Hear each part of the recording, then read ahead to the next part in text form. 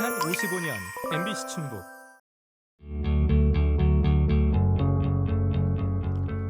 여러분 안녕하십니까? 충북 시사토론창 오원근입니다. 지난 11월 충청권 광역급행철도 CTX가 민자 적격성 조사를 통과했습니다. 첫 관문을 성공적으로 넘었지만 앞으로 넘어야 할 관문이 많아 보입니다. 지역에선 기대와 우려의 시각이 교차하고 있는데요. 오늘 충북 시사토론창에서는 지금 시점에서 필요한 것들, 준비해야 할 것들을 함께 짚어보겠습니다. 오늘 토론에 나오신 분들 소개해 드리겠습니다. 이연희 국회의원 나오셨습니다. 네, 안녕하세요. 반갑습니다. 정용일 충북연구원 충북정책개발센터장 나오셨습니다. 네, 반갑습니다. 대전, 세종, 청주를 잇는 충청권 광역급행철도 사업이 민자 적격성 조사를 통과했는데요. 이 통과 어떤 의미가 있을까요, 의원님? 예, 한마디로 국토의 중심 충청이 미래 첨단 산업, 그리고 물류, 문화, 교육의 중심지로 도약해서 충청 전성 시대를 열 수 있는 상징적인 교통 인프라다 이렇게 평가를 할 수 있겠습니다. 지금 세종 행정수도를 중심으로 대전, 청주, 천안, 아산 이렇게 하면은 그 거점 도시만 합해도 인구 규모가 400만이 됩니다. 거기에 전체적으로 충청 인구까지 다 합치면 600만 정도의 인구가 연결되는 그런 교통 인프라이기 때문에 이런 것들이 앞으로 초광역 경제권을 형성하면서 충청도에게 새로운 전기를 마련할 거로 보고 있고 실제로 연구 결과를 보면 경제 유발 효과만 해도 생산 유발 효과만 6조 2천억 그리고 부가가치 유발 효과만 해도 2조 충청권에 2조 7천억이 발생하는 그런 연구 결과가 있습니다. 앞으로 충청의 백년 대계를 새롭게 설계할 수 있는 그런 교통 인프라가 준비되고 있는 것이다 이렇게 평가할 수 있겠습니다. 네, 정용일 센터장님은 이 민자 적격성 조사 통과 그 의미를 어떻게 보시고 계십니까? 일단은 이제 정부가 예. 투자할 만하다. 그리고 민간도 투자할 만하다. 즉, 이 사업의 경제성과 재무성이 어느 정도 계량적으로 검증되었다. 이게 뭐 첫 번째 포인트라고 생각을 하고요. 두 번째는 말씀하셨던 것처럼 새 정부의 가장 큰 국가 균형 성장 정책이 결국 5곡 3특입니다. 이 5곡 3특에서 충청권 어떻게 보면 균형 성장의 중심이라고 할 수 있죠. 행복 도시를 품고 있고요. 이 충청권을 보다 대도시권으로 경제적으로 어떤 공동체를 만들고 규모의 경제를 만들며 있어서 사실 하나의 일상생활권을 만들기 위한 대용량 정시성 높은 교통수단은 굉장히 중요하고요. 그런 측면에서 충청권이 정말 진정한 대도시권으로 발전할 수 있는 기반이 마련되었다고 할 수 있습니다. 네. 네, 센터장님, 이 CTX가 뭔지 좀 간단히 또 짚어주시죠. CTX 영어로는 충청 트레인 익스프레스고요. 한국말로는 충청권 광역 급행철도라고 부릅니다. 빨리 달린다는 얘기죠. 노선은 당초에는 대전 반석역이었는데요. 지금은 대전 정부청사가 시점으로 해서 세종 정부청사, 조치원, 오송 그리고 청주 도심을 연계해서 청주공항까지 이어지는 약 64.4km 구간의 철도 노선이고요. 실제 사업비는 5조 1,000억 원 정도로 현재 추정을 하고 있습니다. 예. 그리고 이번에 민자 적격성 통과를 기반으로 향후 일정을 추산해 보면 아마 2028년 정도 착공이 될 것 같고요. 한 7년 정도의 공사를 통해서 2034년 정도면 개통이 되지 않을까. 현재는 그렇게 계획을 하고 있습니다. 네, CTX 사업으로 충청권의 교통 환경에 획기적인 변화가 이렇게 예상이 되는데 의원님은 뭐 어떻게 보십니까? 아까 교통 제가 환경의 이제 변화?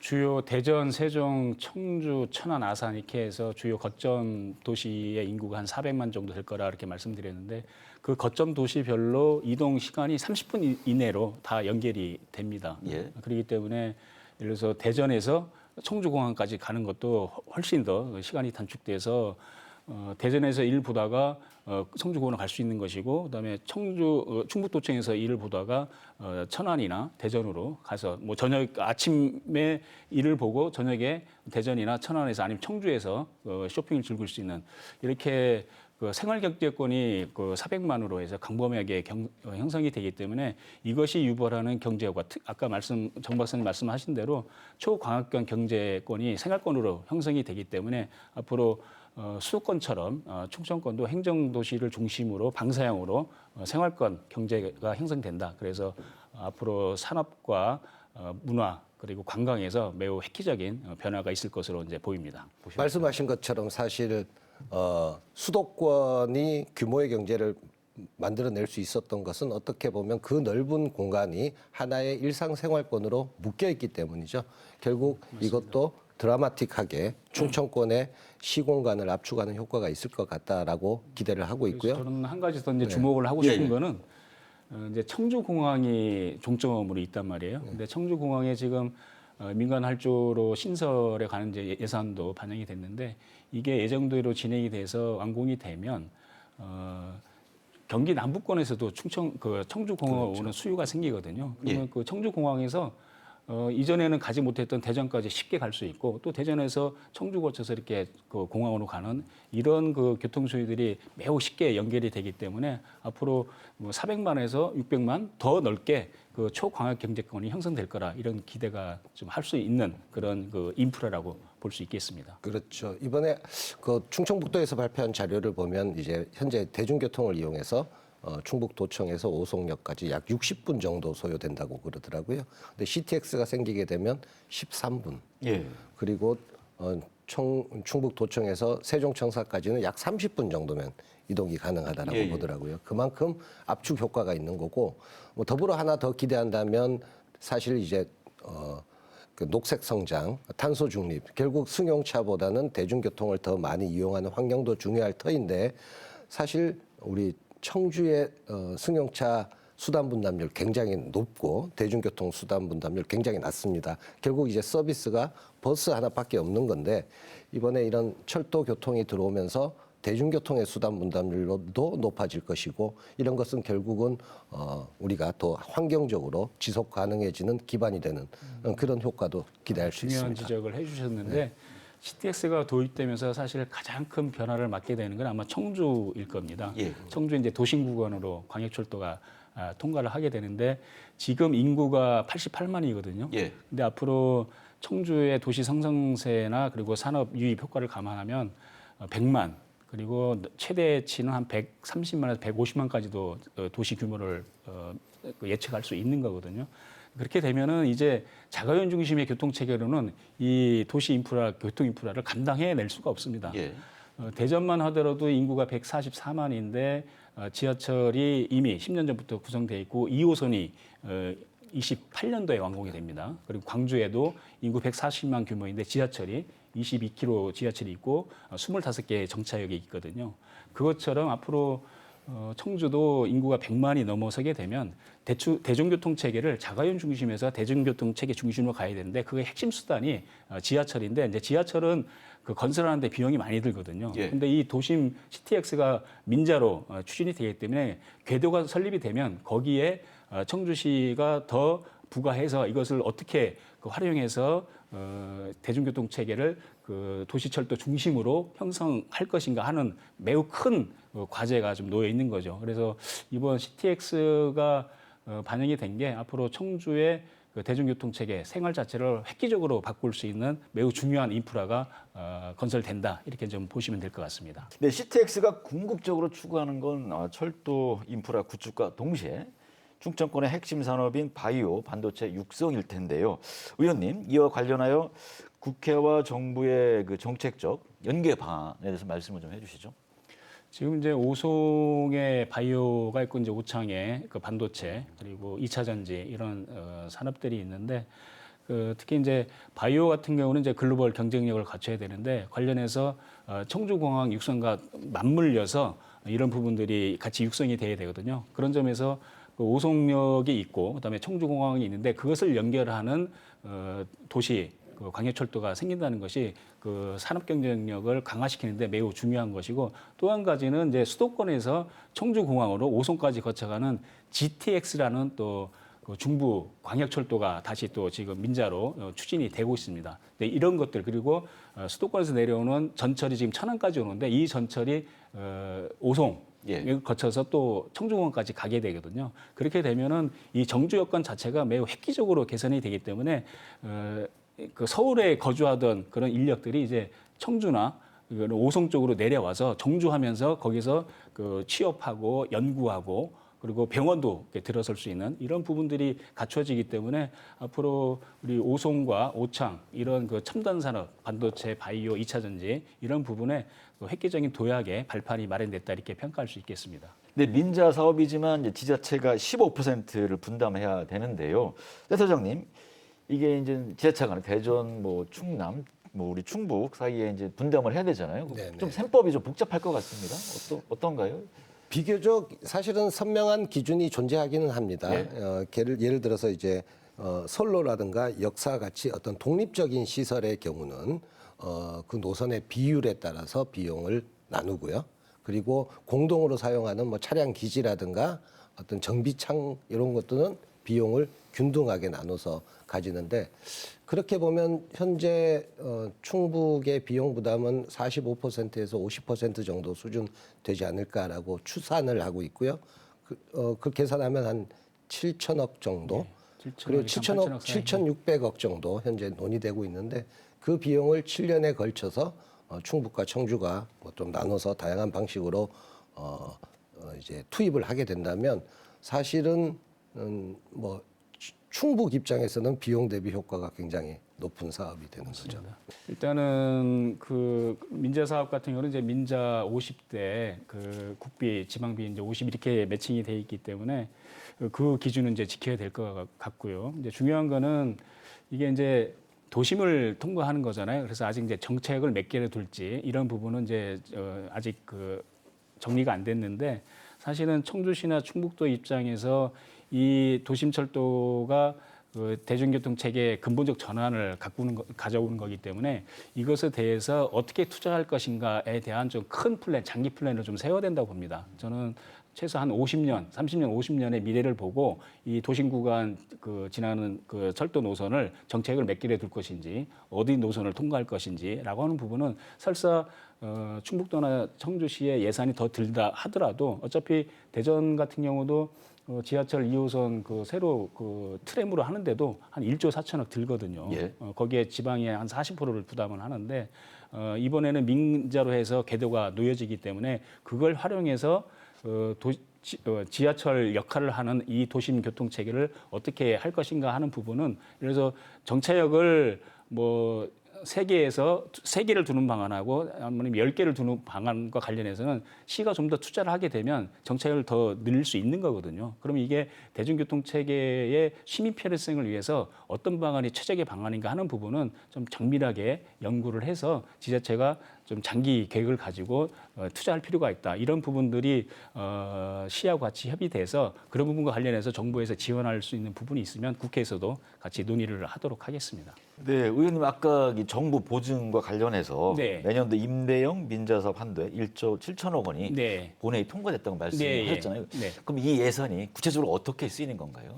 그거는 이제 그 절차를 보면은 이제 이게 민자 적격성이 통과됐잖아요. 그럼 이제 전략 환경 영향 평가를 이제 하게 되고 이제 그거에 따라서는 노선도나 이런 것들이 나오게 돼요. 그러면 이제 거기에서 제3자 그 사업자 공고를 이제 하게 되는데 그 사업자 공고를 하기 위해서는 이 사업을 할 수 있는 정부의 보증 한도가 있어야 되는 거예요. 예. 네, 그래서 그것이 없으면 내년도에 그 6월로 예정돼 있는데 그 제3자 사업자 모집 공고를 못 하게 돼 있어요. 그래서 내년도 6월 달에 그것을 바로 시행할 수 있게 예산이 이제 확보가 됐고 그 예산은 이제 거기에 쓰여지는 거고 그럼 이제 제3자 그 사업자 공고가 되면 거기서 구체적인 이제 노선도 이런 것들이 나오게 됩니다. 이제 그런 과정에서 이제 시하고 그 제안서를 바탕으로 시와 충북도가 같이 이 도심 구간 그 노선을 정책을 몇 개를 둘 것인지 어디 노선을 통과할 것인지 이런 거 가지고 서로 그 사업자하고 협의를 해서 최종안을 이제 확정을 해야 되겠죠.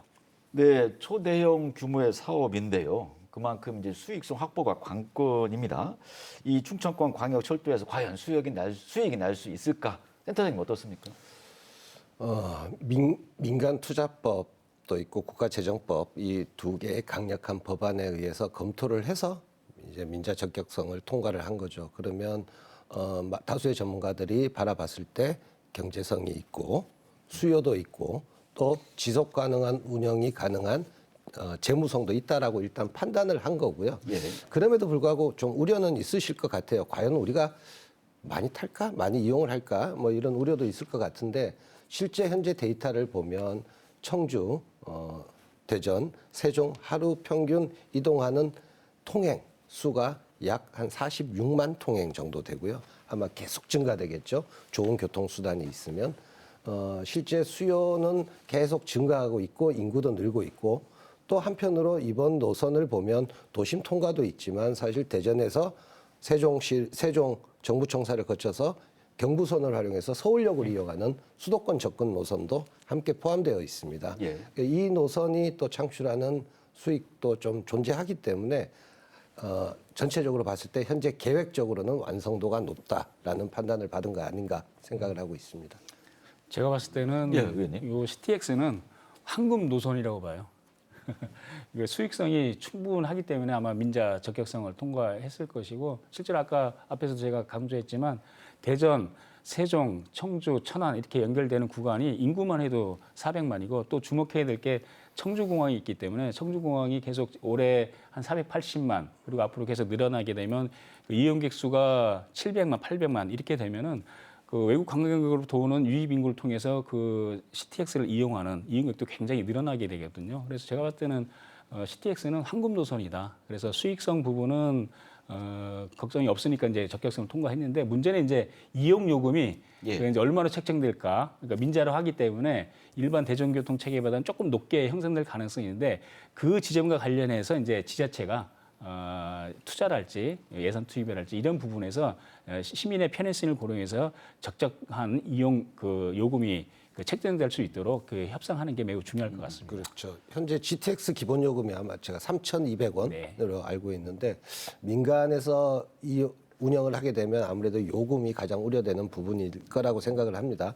다만 요금은 이제 공공성, 공공 요금으로 이제 좀 정부가 좀 관리하는 부분이 있기 때문에 네. 그 관리를 현재는 좀 믿어보실 만하다라는 말씀을 드리고 싶고 또 과거에 뭐 타 지자체 사례를 지금 얘기하는 건 적절하지 않지만 민자 사업의 손실을 지자체나 정부가 전액 보상하던 시절이 있었지 않습니까? 예. 그런데 그건 그 제도는 없어졌어요. 예. 이제 합의를 통해서 서로 약간의 위협은 서로 쉐어를 하더라도 뭐 당연히 뭐 손실이 난다고 무작정 지자체가 보전을 해준다. 그렇지는 않습니다. 그게 아까 말씀하셨던 3자 협상 과정과 기본 설계를 통해서 그런 부분들이 조정되고 또 합리적인 우리 시민의 감시하에 합리적인 협의를 통해서 보다 올바른 방법으로 가지 않을까. 현재는 그렇게 기대하고 있습니다. 이제 철도 인프라 같은 경우는 이제 공공성, 그 대중교통이기 때문에 사실은 지하철을 운영하고 있는 모든 지자체는 다 적자를 보고 있어요. 뭐 서울시도 마찬가지고 대전도 한 400억, 그다음에 광주도 뭐 3, 400억 정도의 매년 적자를 내는데 과연 그 적자가 시민들의 어떤 편의성을 봤을 때 과연 그것이 손실로만 볼 적자냐라고 하는 부분은 좀 검토를 해야 되거든요. 제가 봤을 때는 어쨌든 공공성이 있는 대중 그 철도 교통을 그 건설하고 운용하는 데 있어서 지자체가 어느 정도의 그런 뭐랄까 적자, 손실을 감안해서 시민 편의성 높이는 이런 것도 하나의 투자로 볼 필요가 있다고 봅니다. 그래서 청주시나 충북도가 그런 점까지 감안해서 이 제안자와 협상할 필요가 있다 이렇게 좀 봅니다. 예, CTX 노선과 정차역도 중요할 텐데요. 청주 오송역에서 청주 공항까지 청주 도심을 통과하는 걸로 알려졌지만 아직 어디에 몇 개의 역을 만들지 세부적인 그 노선이나 정차역 위치는 확정되지 않은 걸로 알고 있습니다. 맞습니까, 의원님? 예, 아직 그거는 이제 확정되지는 않았고 일단은 CTX가 도심으로 지나간다. 그거는 확정됐고 그다음에 80km 이하로 간다. 예. 그 두 개는 이제 확정돼 있습니다. 그래서 이제 제3자 사업자 공고를 하게 돼서 그 사업자가 구체적으로 이제 그 사업 제안할 때 노선들을 어떻게 이제 할지 이렇게 제안을 하게 되면 그거 가지고 이제 시하고 도하고 정책을 어떻게 할 것인지 이렇게 이제 협상을 해서 최종안을 만든 다음에 이제 착공에 들어가게 되는 거죠. 그래서 제가 봤을 때는 기본적으로 청주 구간만 놓고 보면 오송에서 청주 공항으로 이제 가는 거기 때문에 그 도심의 지하에 이제 보면 충북도청이 있고 그다음에 터미널이 있고 네. 뭐 이렇게 되는데 저희들은 이제 마음 같아서는 충북대 앞에도 놓고 싶고, 그다음에 도청 지나서 저쪽 그 상당구 청원구 쪽에도 좀 놓고 싶고, 뭐 우창 쪽에도 놓고 싶어 하는 이런 부분이 있는데, 그건 아까 말씀드렸다시피 장기 미래, 그러니까 청주 도시 발전의 30년, 50년 미래의 계획을 보고 앞으로 산업의 어떤 그 규모의 확장 이런 부분들과 관련해서 어디에 그런 도심 구간 그 노선을 지나고 어디에 정착을 두는 것이 지역 경제 활성화에 가장 좋은 방안인가라고 하는 부분은 시하고 좀 세밀하게 연구해서 사업자와 협의를 해야 될 사안이라고 보고 있습니다. 네, 센터장님은 어떻게 보십니까? 그렇죠. 말씀 주신 것처럼 뭐 이제 어떻게 보면 역사라는 건 역세권과 연결되고 뭐 어떻게 많은 기회와 많은 기대와 또 많은 갈등이 공존하는 시설이긴 한데요. 그 부분에 우선 집중하고 싶습니다. 이제 광역철도가 가지고 있는 정의, 광역철도의 정의는 도시철도와는 약간 다르게 2개 이상의 인접 도시 간 대량의 일상적인 통행 수요를 서비스하는 예. 교통시설이거든요. 즉 이제 서두에 말씀 주셨던 대도시권의 일상화, 뭐 출퇴근을 뭐 청주에서 대전으로 한다든가 이런 일상적인 교통을 소화하기 위한 지역 간 이동이 우선 첫 번째 기능이기 때문에 그 기능과 그리고 도시 내에서 또 자주 이동하는 이 기능, 이 두 개는 사실은 약간은 이제 반대되는 개념이 있습니다. 그 개념 속에서 좀 합리적인 균형점을 찾는 게 중요한 포인트 아닐까라고 생각을 하고 있고요.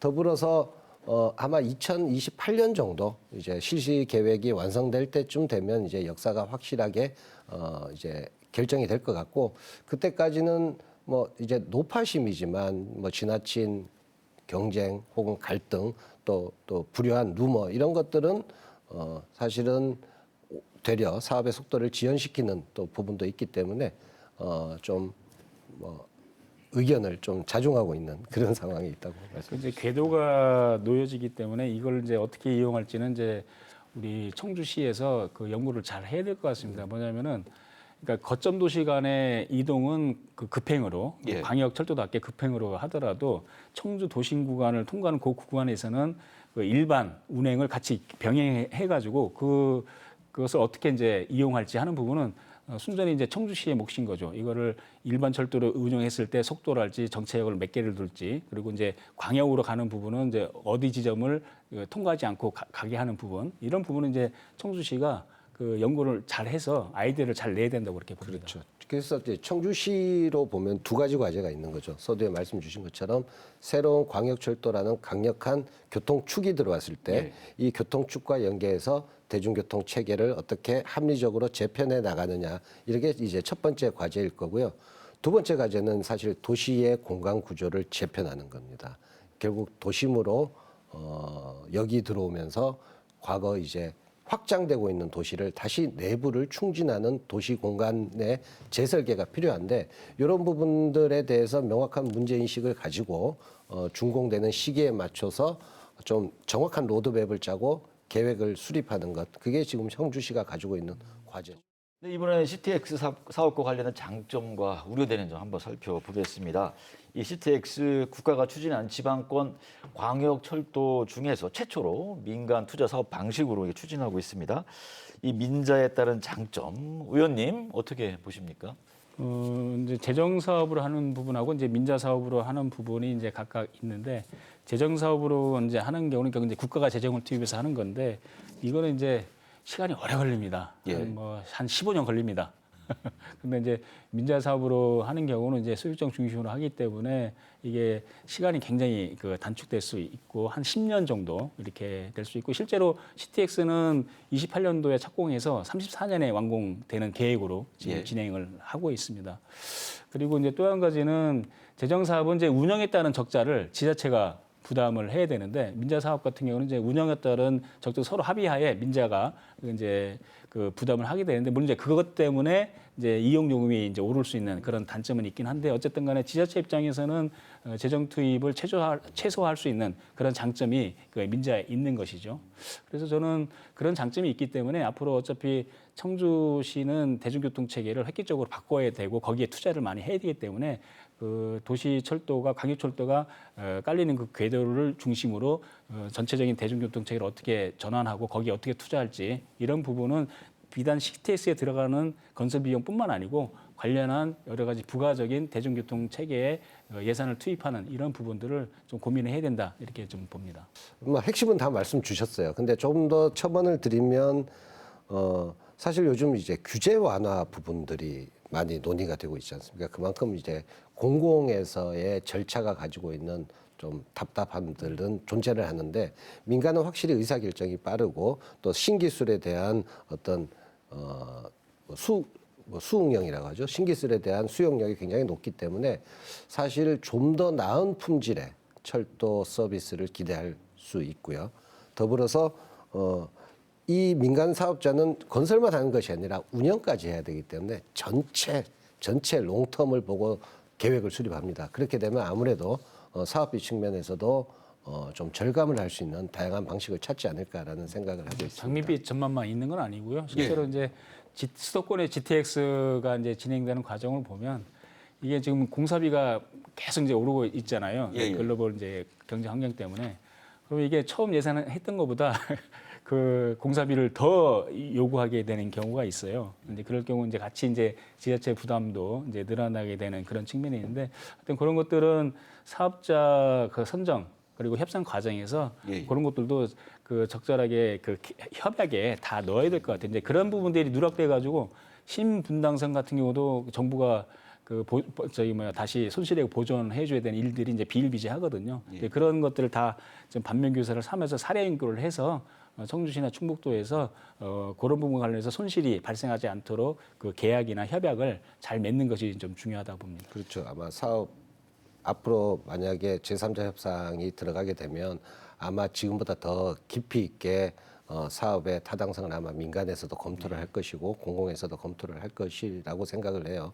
그 와중에서 가장 효율적인 방법은 찾아야겠지만 과거의 전례가 그러했듯이 사업비의 증가 부분도 사실 무시 못할 또 리스크 요인이라고 생각합니다. 그 안에서 얼마나 잘 관리하고 또 그 안에서 얼마나 잘 협상하고 이 부분 굉장히 중요한 향후 과제 같아요. 청주시나 충북도 같은 경우는 또 이제 그 도시철도, 뭐 지하철 이런 것들은 또 한 번도 해본 분야가 아니기 때문에 그런 그 사업자하고 협약하고 계약 맺는 데 있어서 저는 지금부터라도 타시도의 사례들을 면밀하게 그런 것들 리스크를 그 사례를 연구를 해서 그 실제 협약 들어갔을 때 그런 부분들이 발생하지 않게 미리미리 대비하는 게 매우 중요하다고 봅니다. 중요한 포인트 같습니다. 지자체의 협상력을 키우는 부분, 역량을 키우는 부분도 우리가 갖고 가야 될 과제 아닌가 맞습니다. 네, 장점 들어봤고요. 우려되는 점 좀 구체적으로 좀 말씀을 나눠보겠습니다. 의원님 어떤 점들이? 뭐 제일 우려되는 점은 아까 이제 말씀드린 대로 민자 사업은 이제 이용객의 요금을 바탕으로 수익을 이제 창출하는 사업 구조이기 때문에 일단 그 비용 부담을 이용자한테 전가하려고 하겠죠. 그래서 이용 요금 자체가 이제 높게 책정될 가능성이 있는데 예를 들어서 뭐 서울 같은 경우는 지하철 요금 기본 요금이 예를 들어서 1,500원이다 하면은 지금 GTX는 3,200원 정도로 한 2배 이상 돼 있거든요. 그런데 이제 이 CTX 같은 경우도 일반 시민들이 그 이용하기 위해서 도심 철도 구간을 이용할 때는 3,200원 너무 비싸잖아요. 그래서 그런 부분은 그 도심 구간만큼은 또 저렴하게 이용할 수 있는 뭐 차등된 구간별로 차등된 요금 체계를 좀 정립하는 것도 필요한데 어쨌든 민자 사업에 있어서 제일 큰 부분은 이제 그 공사를 진행하면서 그 진척도에 따라서 공사비가 이제 증액되는 부분, 그다음에 그에 따라서 손실을 이용자에게 그 전가하는 부분과 관련해서 이용 요금이 오른다는 거 그런 부분을 어떻게 이제 제어하고 통제할 것인가라고 하는 것들이 이제 지자체의 몫이라고 생각을 합니다. 네, 요금 문제 말씀을 해주셨고 센터장님 어떤 점도? 사업 기간 중에 검증 없이 증가되는 사업비 부분도 큰 이슈가 될 것 같고요. 그리고 민간에서 사업의 어떤 구간, 공구를 어떻게 설정하느냐에 따라서 뭐 사업 중에 발생할 수 있는 다양한 이슈들도 존재할 것 같습니다. 그러면 이제 두 가지 같아요. 결국은 이제 지방 정부에서는 기존에 있는 제도를 기반으로 좀 튼튼하게 좀 효율적으로 합리적으로 매의 눈으로 관리 혹은 코어할 수 있는 방향을 찾아야 될 것 같다라는 생각을 하고 있고요. 더불어서 사실은 아무리 좋은 서비스가 있더라도 자동차를 이용하기가 더 편한 환경이 되어버리면 의미가 없는 거죠. 좀 많은 사람이 결국 많은 분들이 이용할 수 있는 환경을 만들어야지만 수익성도 높아지고 요금도 낮아질 수 있는 결국 수요에 따라서 요금이 적정 조정될 수 있는 부분이기 때문에 대중교통을 좀 더 이용할 수 있는 환경으로의 전환 이 부분 굉장히 중요한 포인트라고 다시 한번 강조드리고 싶습니다. 예. 네, 아주 중요한 지적을 해주셨는데 제가 좀 첨언을 드리면 예를 들어서 오송역에 정차역이 생겼으면 오송에는 이제 많은 기업들이 있잖아요. 예. 그럼 오송역에서 하차를 하면 그 기업으로 쉽게 갈 수 있게 그 대중교통 체계가 연계성이 있어야 되거든요.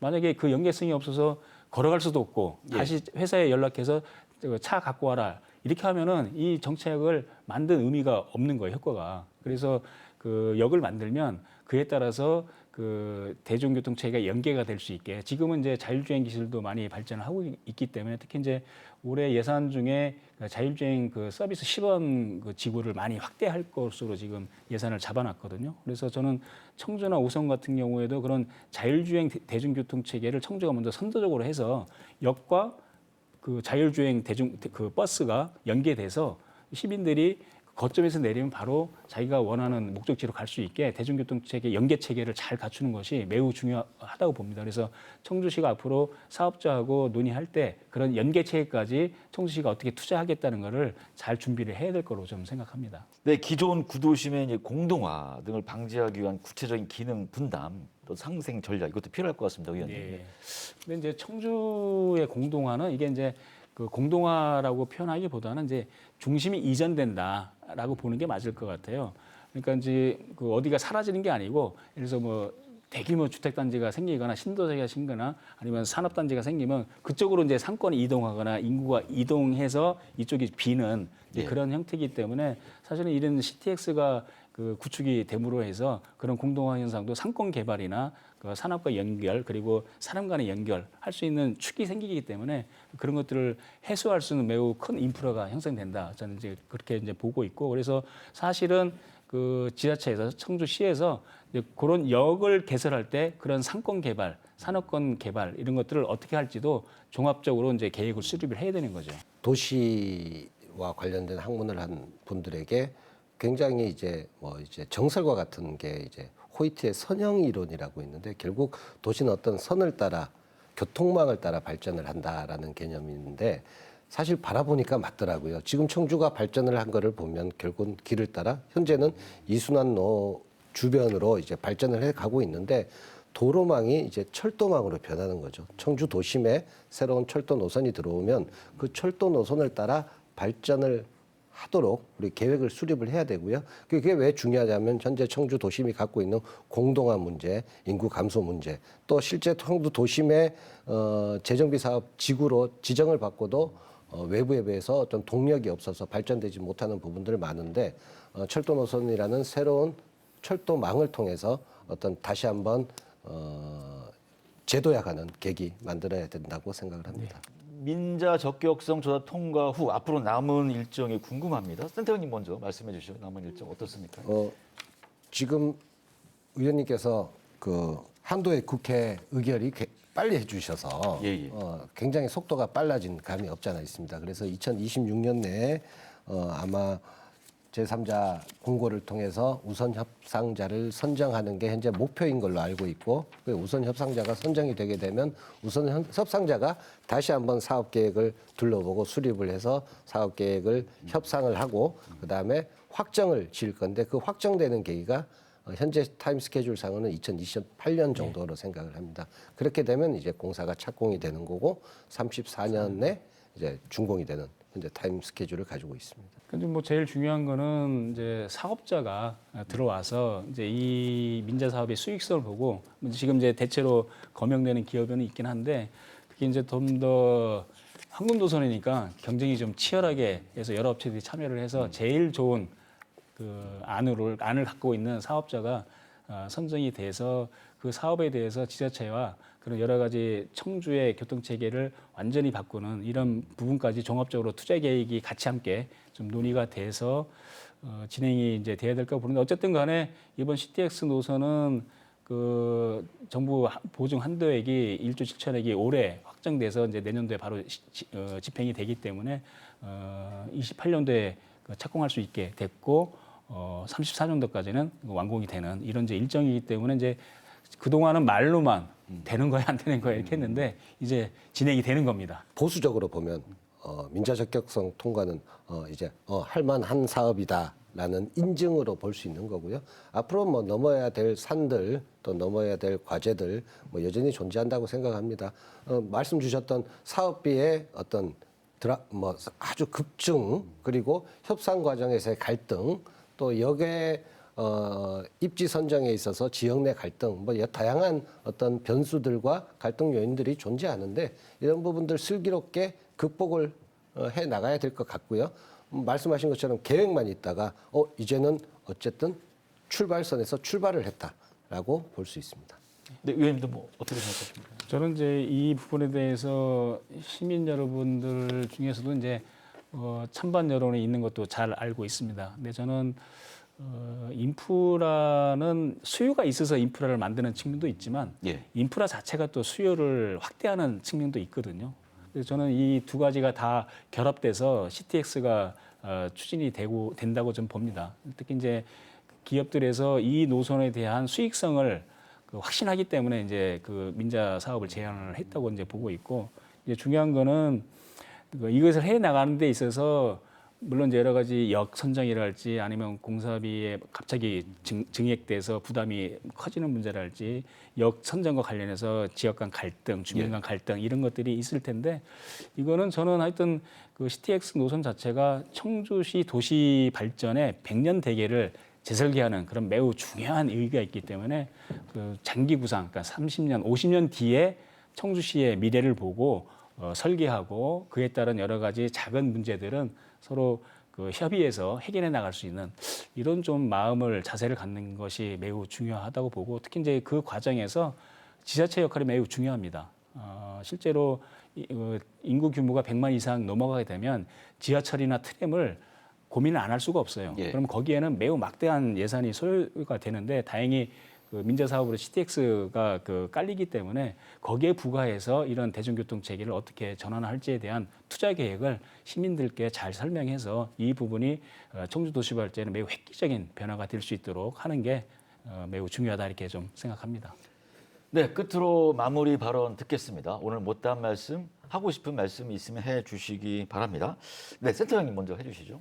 네, 현재 대한민국은 불확실한 대외 경제 요인에 의해서 많은 위기를 겪고 있죠. 그런데 지방은 더합니다. 인구 소멸, 청년 인구 유출, 여러 가지 더 큰 문제를 갖고 있습니다. 수도권이 전 대한민국 인구의 50% 이상을 돌파한 지 몇 년이 지났습니다.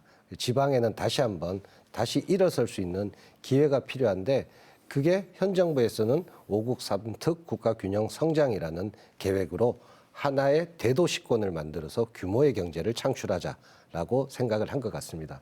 그런 측면에서 규모의 경제가 이루어지기 위해서 가장 중요한 것은 교류하고 소통할 수 있는 빠른 인프라, 그 인프라가 바로 CTX 아닌가라고 생각을 하고 그렇기 때문에 저는 CTX가 어떻게 보면 충청판 뉴딜 정책이라고 생각을 합니다.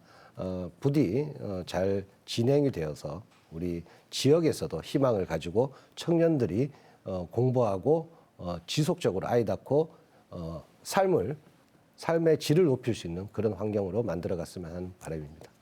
네, 네. 의원님 마무리 말씀. 저는 오스코 사례를 들고 싶은데요. 오스코가 처음 건립될 때 저기에 과연 누가 오겠냐 이렇게 했는데 지금 전국에서 KT에서 치면은 딱 1시간이면 전국 어디서나 5성 올 수 있어요. 그래서 각 정당에서 오스코에서 다 전당대회를 합니다. 왜? 모의가 가장 쉬우니까. 그래서 지금 그 오스코를 다시 또 더 이 관을 다시 건립하는 것들도 이제 검토가 되고 있는데 그것처럼 인프라는 그 자체가 수요를 촉발하는 효과가 있고 특히 청주는 대한민국 그 국토의 중심이라는 그리고 교통의 중심이라는 이점이 매우 크기 때문에 그리고 앞으로 청주공항까지 확장되고 그러면은 청주가 정말 국토의 중심으로서 역할을 할 수 있는 그런 시대가 올 것이고 충청 정선 시대의 중심이 청주가 될 수 있다 그런 자신감을 가지고 어떤 청주가 그런 교통 인프라의 어떤 사통팔달 인프라를 구축하는데 CTX가 매우 중요한 역할을 할 것이기 때문에 이것에 대해서 많은 관심을 또 가져주시고 시에서도 여러 가지 많은 투자에 대한 종합적인 계획 그리고 시민들의 적극적인 관심과 지원, 지지 이런 것들이 CTX를 성공시키는데 매우 중요하다 이렇게 봅니다. 그래서 시민 여러분께서 CTX 사업에 대해서 좀 많은 관심과 성원을 가져주시기를 부탁드리겠습니다. 네, 함께해 주신 두 분 고맙습니다.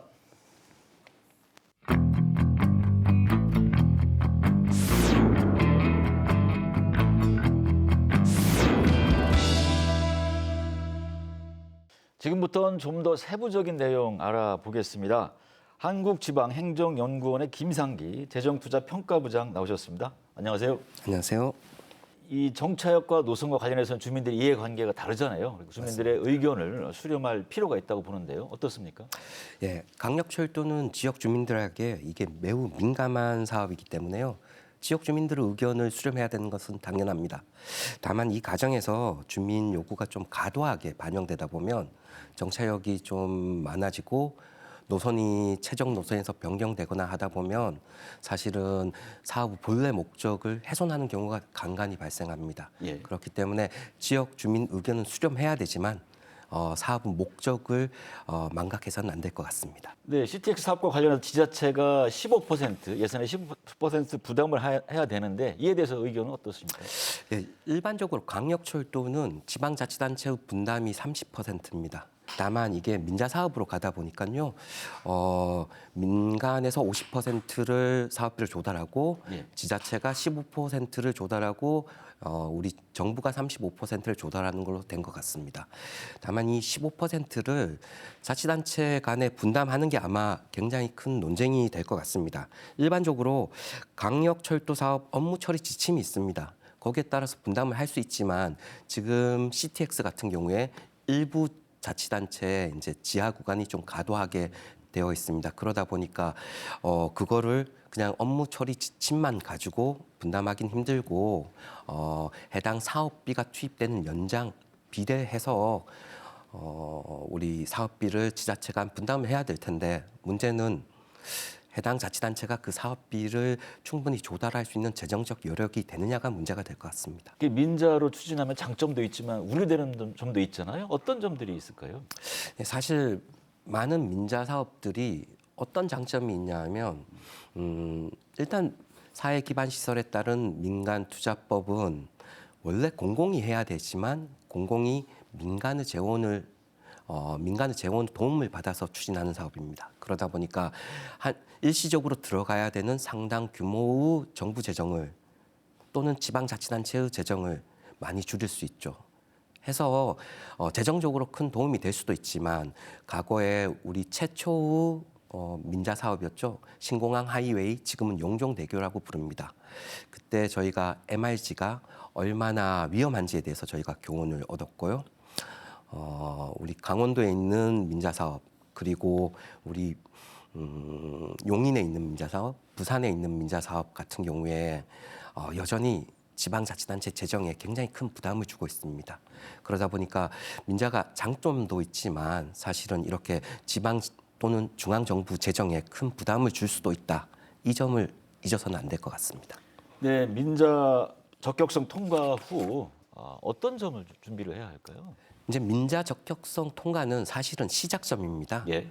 이거는 민자로 해도 사업이 충분히 가능하다라는 것을 평가를 받은 거고 그 이후에 제3자 공고를 해서 민간 사업자를 선정을 하고 민간 사업자와 협상을 해야 됩니다. 해서 실시 협약을 해야 되는데 그 실시 협약 과정 중에 보면 혹시 지방자치단체가 협약의 당사자가 될 경우에 해지시 지급금이나 매수 청구권 또는 운영비를 보조해줘야 되는 그런 문제가 발생할 수 있습니다. 그래서 이 실시 협약을 체결할 때는 지방자치단체 같은 경우에 여러 전문가, 전문기관 그리고 특히 행정안전부 재정정책과에서 운영하고 있는 우발채무 전문가 자문단의 자문을 꼭 받아서 실시 협약을 체결하는 것이 중요할 것 같습니다. 예. 네, 부장님 급행철도 기능을 유지하면서 주민들의 실질적인 교통 편의를 높일 수 있는 적정한 정차 역수와 간격 어떻게 보십니까? GTX도 그렇고 CTX도 강력 급행철도라고 부릅니다. 그러면 강력 급행철도 기능을 유지를 해야 되는데요. 우리가 수소 동탄 같은 경우를 보면 역간 간격이 한 10km 정도 됩니다. 그리고 표정 속도는 100km 정도 되고요. 일반적으로 저희가 수도권에 있는 도시철도들을 보면 역간 간격이 2km 미만입니다. 그러다 보니까 속도도 평균 표정 속도도 35km 미만입니다. 그렇다라고 하면 평균 표정 속도를 한 100km 정도는 유지할 수 있는 역간 간격을 유지하고 당초 목적대로 강력적인 교통을 수송하는 그 목적을 이룰 수 있도록 해야 되지 않을까 생각됩니다. 부장님 더 하고 싶은 말씀 있으면 해주시기 바랍니다. 예, 대규모 투자 사업은요 지역의 발전에 큰 도움을 줍니다. 다만 잘못된 대규모 투자 사업은 지역에 오랫도록 상처로 남고 또 지방 재정에 오랫동안 악영향을 미칩니다. 그러다 보니까 사실 이 지방 투자 사업에서 우리가 대규모 투자 사업을 할 때는 장기적인 관점에서 이 사업이 우리 지역에 어떤 영향을 미칠지 그리고 재정적으로 우리가 충분히 이 사업을 해 나갈 수 있을지에 대해서 신중하게 검토한 이후에 그리고 그 목적을 달성할 수 있는 올바른 방법으로 추진되어야 되지 않을까 합니다. 특히 CTX는 5국 3특 중 충청권의 핵심 교통 인프라로 자리 잡을 것 같습니다. 해서 CTX가 우리 충청권의 발전을 선도할 수 있는 그런 성공적인 사업이 되길 빌겠습니다. 네, 부장님 오늘 말씀 고맙습니다. 네, 감사합니다. 충청권 광역급행철도 CTX는 기회가 될 수도 있지만 긴 시간과 큰 예산이 들어가는 만큼 보다 촘촘한 준비 작업과 사전 대책이 필요해 보입니다. 그리고 주민들의 의견 역시 충분히 수렴되어야 할 것입니다. 충북 시사토론창 여기서 마칩니다. 시청해주신 여러분 고맙습니다.